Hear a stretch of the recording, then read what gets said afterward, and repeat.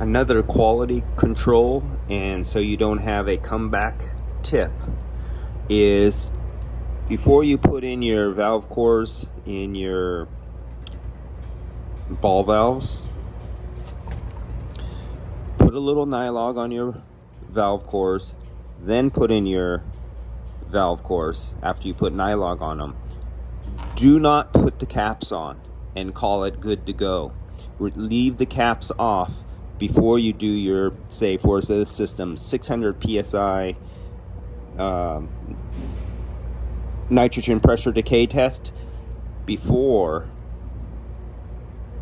I put the caps on, I put the pressure to the system and leak check that the valve cores are not defective, got damaged on installation. You never know what happens. Maybe when they were machining the inside to accept the valve core, there was a little machining flaw, or the seal on your valve core could be defective.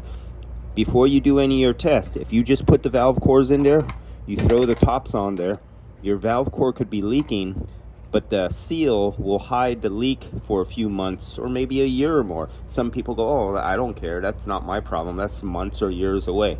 That's quality control, and that hurts the reputation of your name, and that hurts the reputation of the company of the equipment that you're installing it on. So it takes extra time, because if you're doing a VFR system, if you're just doing a home split system, you only have one set of these on your system, two at best, if you're one of the people who put an extra set of valve cores in at the air handler like I do. But if you're on a VFR system, I could have 60 or 90 air handlers that I have valve cores. That's a lot of time, and a lot of owners and bosses don't want to pay for that time. They don't want to waste that time. They just say, throw the valve cores in there, put caps on it, the caps are good enough. That's the secondary seal. And then they have a comeback, a refrigerant leak later.